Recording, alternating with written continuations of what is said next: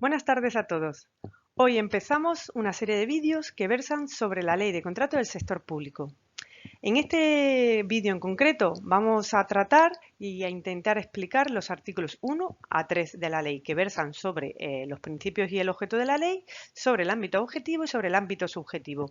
Añadiros que os invito a que os quedéis durante todo el vídeo porque vamos a tratar sobre conceptos que son complejos y es importante que veáis las diferencias de dichos conceptos y los ejemplos que os voy a ir poniendo a lo largo del vídeo. También os advierto que no os voy a leer la ley. Yo voy a intentar aportaros las diferencias, a definiros los conceptos y a daros ejemplos. Leer la ley creo que todos somos capaces. Vamos a intentar con estos vídeos aportar un valor añadido. ¿De acuerdo? También aviso que cualquier cuestión que tengáis podéis plantearla a través de los comentarios y yo intentaré resolverlo lo antes posible. Vale, empezamos. Con respecto a la estructura de la ley, tampoco quiero aquí detenerme demasiado porque, bueno, ya sabéis que tiene un título preliminar y 4 libros. Aquí os señalo los artículos que abarcan cada uno de los libros. Sabéis que tiene 347 artículos, es decir, es una ley extensa y es verdad que es compleja, pero bueno, vamos a intentar a través de estos vídeos que iré publicando cada miércoles, pues aportar un poquito de luz y de claridad, ¿vale? Bueno, pues tiene 56 disposiciones adicionales, 6 disposiciones transitorias, una disposición derogatoria, 16 disposiciones finales y 6 anexos. Iré explicando cada uno de los artículos, como os digo, que se encuentran en cada uno de los libros. Con respecto a la estructura, tampoco quiero, como os decía, detenerme demasiado. Vamos a seguir. Bien, el artículo 1. El artículo 1 trata sobre el objeto de la ley de contrato del sector público. Cuando iniciamos el estudio de una ley es importante ver cuál es el objeto, para qué se publica esa ley, cuál es la finalidad de publicar esa ley, ¿vale? Y el objeto señala el artículo 1, dice, la presente ley tiene por objeto regular la contratación del sector público.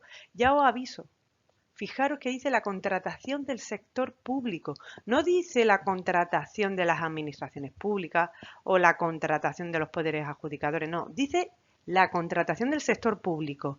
Esto ya nos está dando una pista de a qué entes es de aplicación esta ley, que lo vamos a ver cuando ahora en la siguiente diapositiva hablemos sobre el ámbito subjetivo, ¿vale?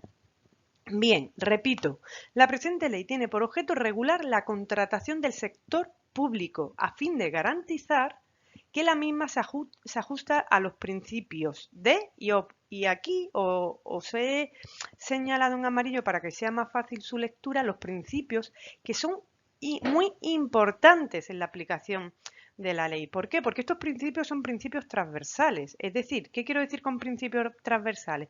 Que en cualquier fase del procedimiento de adjudicación de un contrato es necesario siempre que estos principios se apliquen. Vamos con la lectura de estos principios. Hablamos de principio de libertad de acceso a las licitaciones. No estamos, ¿A qué se está refiriendo la ley cuando dice libertad de acceso a las licitaciones?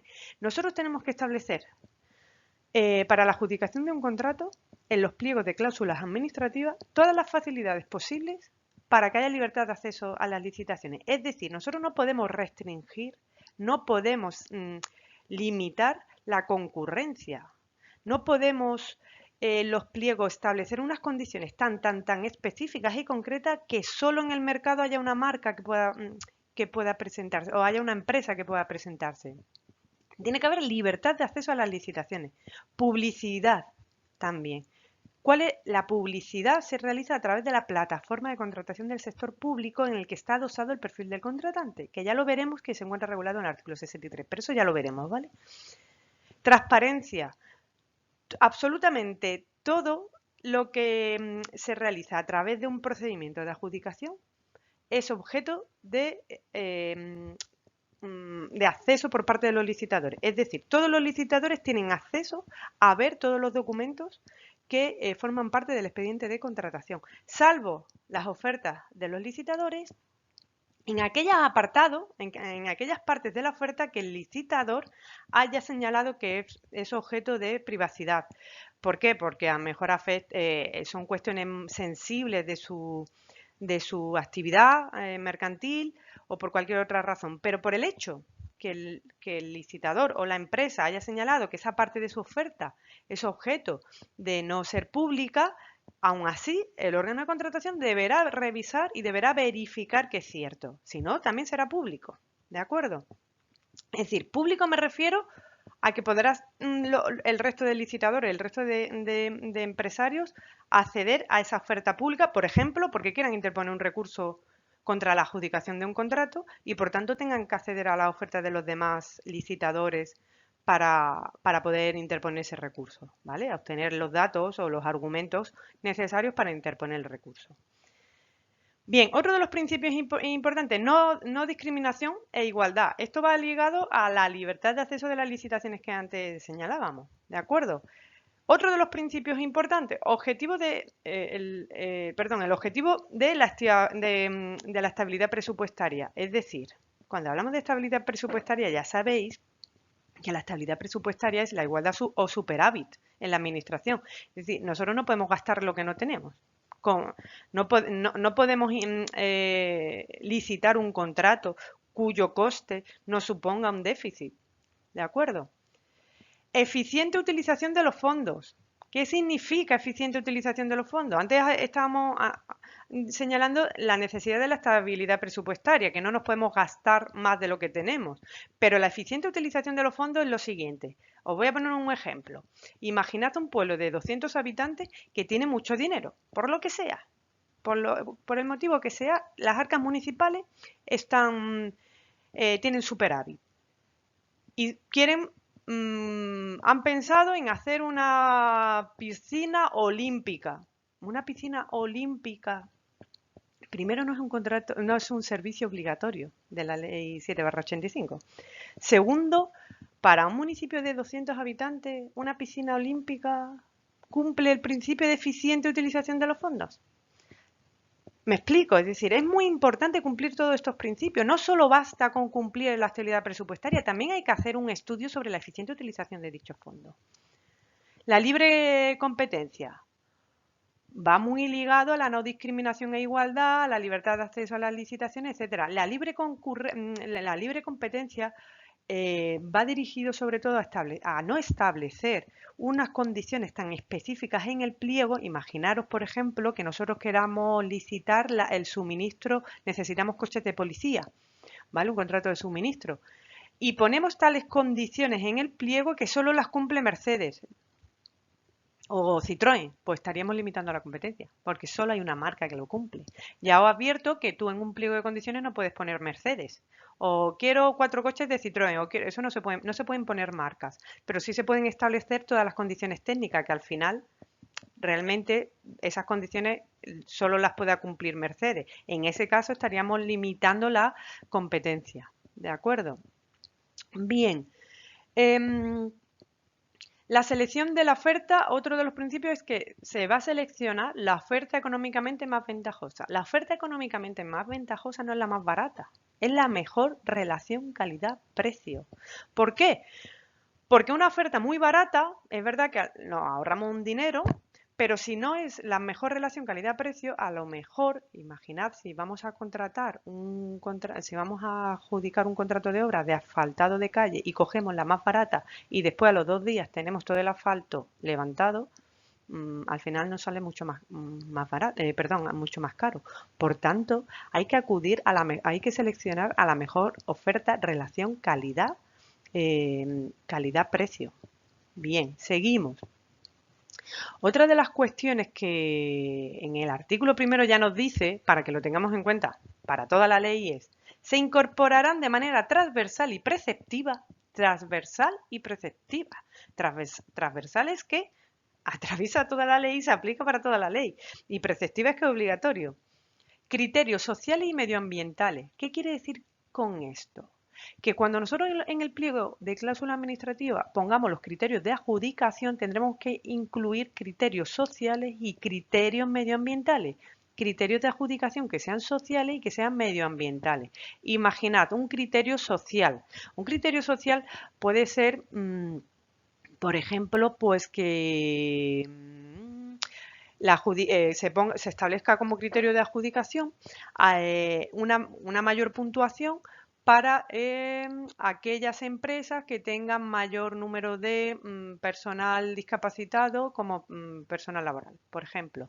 O medioambiental, pues aquellos que tengan la categoría medioambiental superior o que menos contaminen, etcétera. Esos son criterios de adjudicación que tendremos que implementar siempre y cuando, no siempre, siempre y cuando guarde relación con el objeto del contrato. Por ejemplo, si nosotros vamos, siguiendo el ejemplo que os ponía antes, si nosotros necesitamos coches de policía, podremos poner como criterio de adjudicación mayor puntuación para aquellos coches que contaminen menos o mayor puntuación para los coches que sean eléctricos, ¿vale? Eso ya sería un criterio medioambiental, pero no vamos a poner en el criterio en un contrato de suministro un criterio que no guarde ninguna relación con el tema de suministrar coches, por seguir con el mismo ejemplo, ¿vale? Siempre tiene que guardar relación con el objeto del contrato.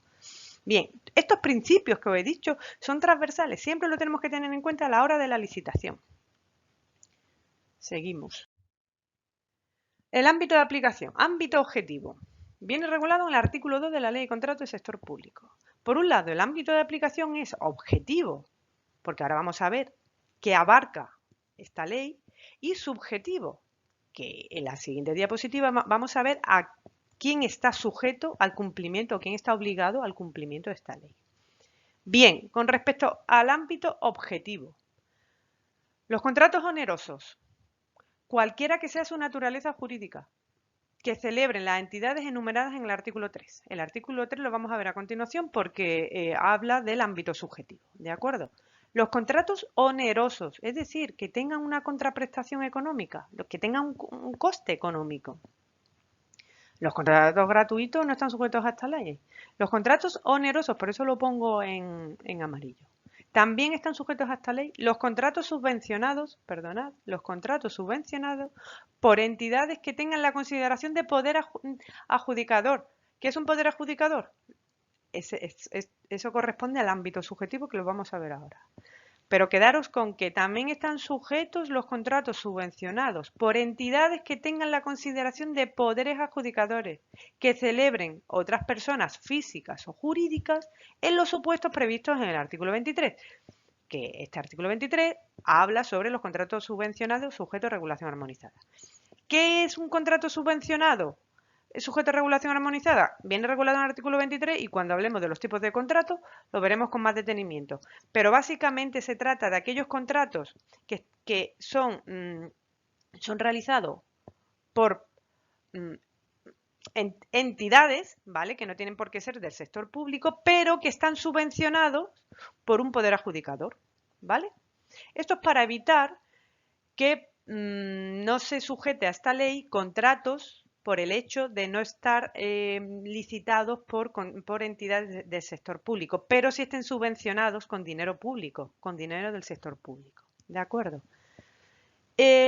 Además, también los contratos que celebren las comunidades autónomas y las entidades que integran la administración local o los organismos dependientes de las mismas, así como los contratos subvencionados de cualquiera de estas entidades. Es decir, además de los contratos onerosos, además de los contratos subvencionados que acabamos de señalar, también los contratos que celebren las comunidades autónomas y las entidades que integran la administración local o los organismos dependientes de las mismas o también los contratos subvencionados por las mismas, ¿vale?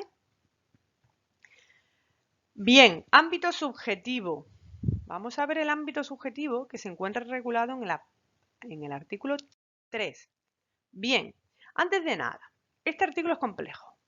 No os agobiéis si no lo entendéis a la primera. Lo bueno del vídeo es que podéis retroceder y volver a escucharlo. Pero os quiero explicar el por qué existe este artículo 3, que creo que es muy importante para entenderlo. Este artículo 3, que habla del ámbito subjetivo, es decir, qué sujetos tienen la obligación de aplicar esta ley,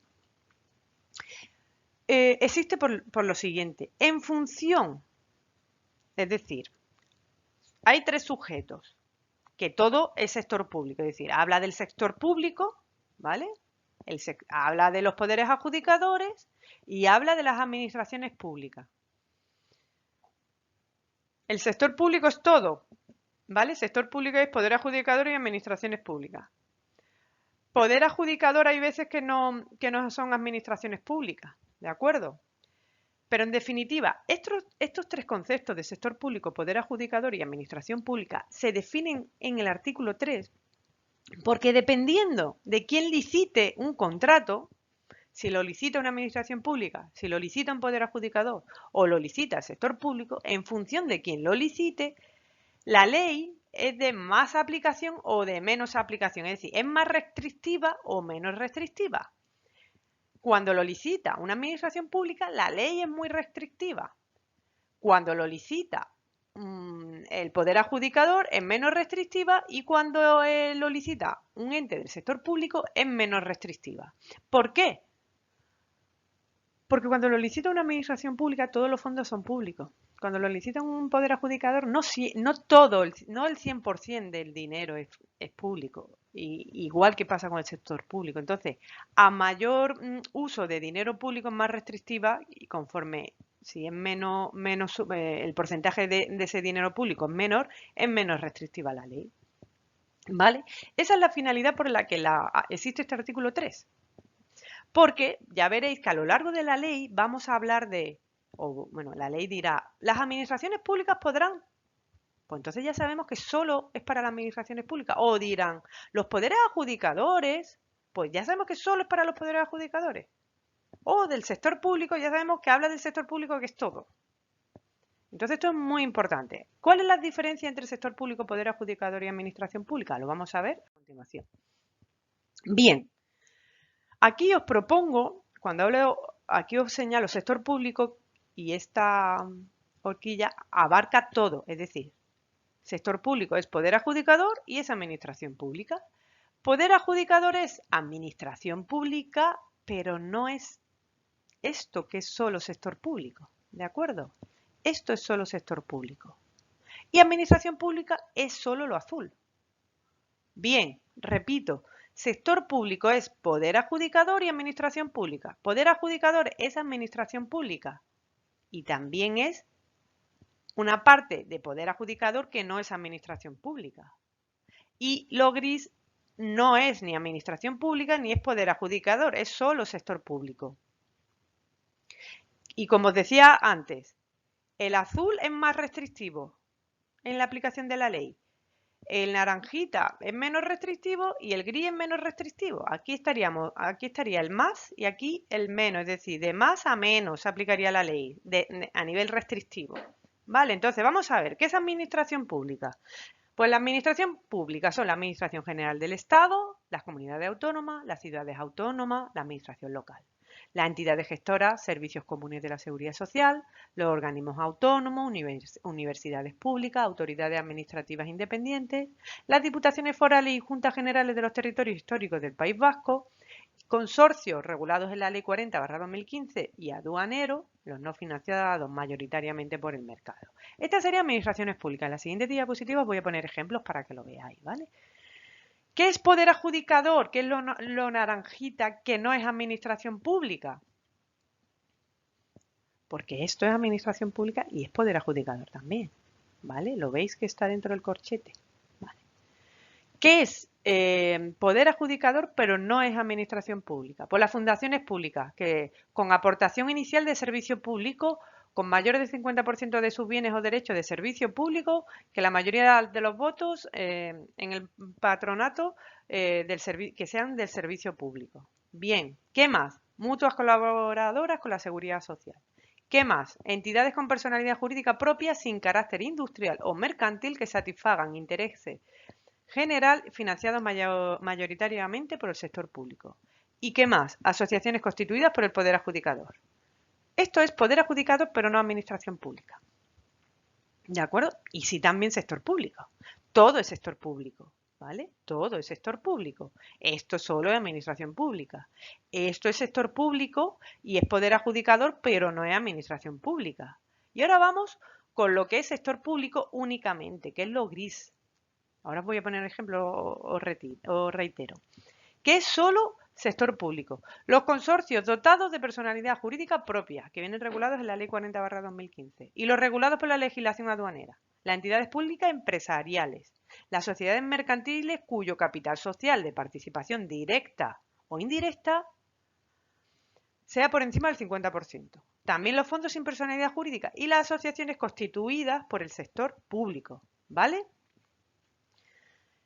Bien, esto sería los tres conceptos de sector público, poder adjudicador y administración pública, lo cual es muy importante conocerlo porque a lo largo de la ley, unas veces la ley se referirá solo al sector público, que en realidad se refiere a todo, o solo al poder adjudicador o solo a administración pública.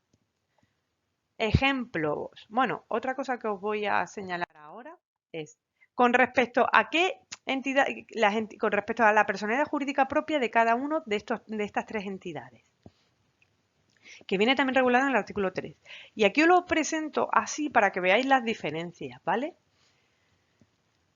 Con respecto a las entidades con personalidad jurídica propia, respecto al sector público son las creadas específicamente y que no tengan carácter industrial o mercantil. Que no tengan carácter industrial o mercantil.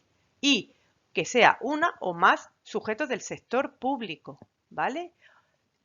Además, que financien mayoritariamente su actividad o controlen su gestión o nombren a más de la mitad de los miembros de los órganos de administración, dirección o vigilancia. Fijaros aquí que pone o, no pone y, no suma, solo es o. Con que se cumpla una de estas, ya estaríamos cumpliendo el apartado 2, ¿vale? Bien, poderes adjudicadores, creada específicamente y que no tengan carácter industrial o mercantil, que es igual que esto, ¿vale? Pero que una o más sujetos sean considerados poderes adjudicadores. Aquí tenían que ser considerados sector público, ¿vale? Y esto es igual, que o financien mayoritariamente su actividad, o controlen su gestión, o nombren a más de la mitad de los miembros de los órganos de administración, dirección o vigilancia. Bien, ¿y administración pública? Que sean entidades de derecho público, que se den las circunstancias del artículo 3.3.2, que son estas, ¿vale? Que son estas tres. Y que estén vinculadas o sean dependientes de una o varias administraciones públicas y también aquellas que no se financien mayoritariamente con ingresos de mercado. Esto es con respecto a entidades con personalidad jurídica propia, que lo presento así para que veáis las diferencias porque también es importante que lo tengáis en cuenta. También se hace referencia al artículo 3. Bien, ejemplos. Venimos con los ejemplos que creo que es lo que realmente os ayuda. Cuando hablamos de la administración pública hemos dicho la Administración General del Estado, por ejemplo el Ministerio de Cultura, las administraciones de las comunidades autónomas, la Consejería de Hacienda de la Comunidad de Madrid, por ejemplo, la Diputación de Ávila, un ayuntamiento, el Ayuntamiento de Málaga, por ejemplo, todo eso es administración pública. Bien, entidades gestoras y los servicios comunes de la seguridad social. Por ejemplo, el IMSERSO. El IMSERSO es una entidad gestora y de los servicios comunes de la seguridad social, ¿de acuerdo? Como el Instituto Nacional de Gestión Sanitaria. Tanto el IMSERSO como el Instituto Nacional de Gestión Sanitaria estaría incluido en el apartado B, ¿vale? Cuando habla de las administraciones públicas. Los organismos autónomos, las universidades públicas y las autoridades administrativas independientes. ¿Qué ponemos como ejemplo? Por ejemplo, el organismo autónomo ponemos el Centro de Investigación Sociológica de Universidad Pública, por ejemplo, la Universidad de Madrid, de la Autoridad Administrativa Independiente, la Agencia Española de Protección de Datos o la Comisión Nacional de Mercado de Valores, ¿vale? Otro, con respecto a los consorcios dotados de personalidad jurídica propia, a los que se refiere a la Ley 40/2015, pues el consorcio de la Casa Árabe, por ejemplo, ¿vale? Bien. Poder adjudicador. Ejemplo del poder adjudicador. Fundaciones públicas. Pues la Fundación del Teatro Real, ¿vale? Mutuas colaboradoras con la Seguridad Social. Pues ASEPELLO, FREMAP, Mutua Universal.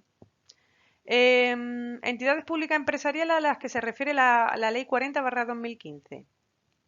Pues ADIF, el Ministerio de Transporte, Movilidad y Agenda Urbana, ¿vale?